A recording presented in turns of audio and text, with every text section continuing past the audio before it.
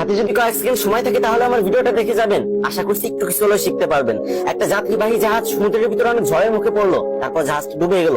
সেখান থেকে একটা যাত্রী ভাসতে ভাসতে একটা নির্জন দ্বীপে গিয়ে পৌঁছালো। জ্ঞান ফিরে এসে আল্লাহকে প্রাণ খুলে ধন্যবাদ জানালো। আর প্রতিদিন সে ওই দ্বীপের তীরে বসে থাকতো, যদি কোনো জাহাজ তাকে নিতে আসে সেই আশায়। কিন্তু কোনো জাহাজই এই দ্বীপের তীরে আসতো না। তারপর সে গাছ কেটে সমুদ্রের তীরে ছোট একটা ঘর বানালো আর নিজের প্রাণ বাঁচানোর জন্য সমুদ্রের মাছ আর জঙ্গলের ফলমূল খেয়ে বেঁচে থাকতো। এরই মধ্যে সে একদিন খাবারের খোঁজে জঙ্গলে গেল, আর এসে দেখলো তার রান্নাঘরের উনুন থেকে আগুন লেগে তার ঘর বাড়ি সবকিছু পড়ে গেছে। তখন লোকটি আল্লাহকে বললো, হায় আল্লাহ, তুমি আমার ভাগ্যে এটা রাখছিলে, আমি তোমার প্রতি কত শুকরিয়া জ্ঞাপন করতাম, আর শেষমেশ তুমি আমার ঘর বাড়ি সব পুড়িয়ে দিলে।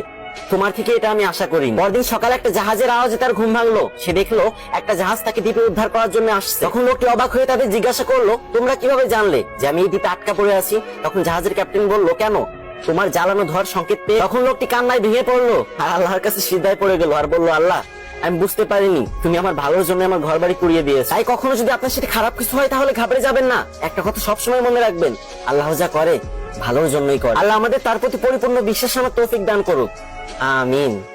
আমি এখন আপনাদের একটা ভুতুড়ে গল্প শোনাবো। তাই যাদের হার্ট দুর্বল তারা ভুলে ওই ভিডিওটা শেষ পর্যন্ত দেখার চেষ্টা করবেন না। রাতের বেলা নির্জন একটা রাস্তায় একটা ট্রাক যাচ্ছিল। সেই ট্রাকের ভিতর 3 জন ব্যক্তি ছিল, এক ট্রাকের ড্রাইভার, এক হেল্পার আর একটা লাশ। একজন পুলিশ তাদের কাছে এই লাশটি দিয়ে বলছে সঠিক ঠিকানায় পৌঁছে দিতে। গভীর রাত, ট্রাক চলতেছে, হঠাৎ করে সামনে একটা দোকান দেখা গেল, চায়ের দোকান। ড্রাইভার আর হেল্পার ট্রাকের সামনে বসেছিল আর পিছনে ছিল সেই মরা লাশ। এদিকে দোকানের পাশে একটা ছেলে দাঁড়িয়ে ছিল ঢাকা যাবে বলে, কিন্তু তার কাছে পর্যাপ্ত পরিমাণ ভাড়া ছিল না। তাই সে ট্রাকের উপর উঠে পড়লো এবং অন্ধকারে কিছু দেখতে না পেয়ে উঁচু লাশের উপর বসে পড়লো। ট্রাক আবারও আপন গতিতে চলতে লাগলো। কিছুক্ষণ পরে লাশের উপর বসে থাকা ছেলেটি একটা সিগারেট ধরালো। একটু পরে ড্রাইভার হেল্পারকে বললো, এই দেখ তো লাশটা ঠিক আছে নাকি?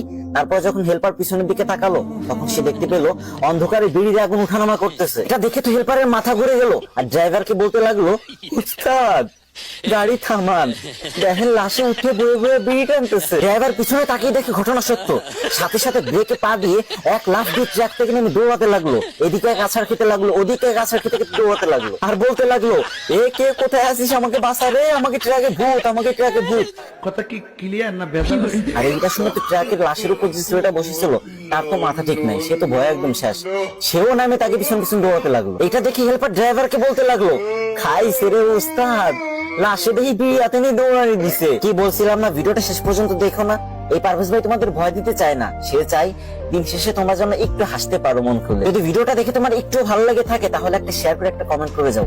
কথা দিচ্ছি পরবর্তীতে এর থেকে ভালো ভালো গল্প নিয়ে তোমাদের মাঝে আসবো। আপনার একটা শেয়ারের মাধ্যমে একটা মানুষ হেদায়েত পেয়ে যেতে পারে।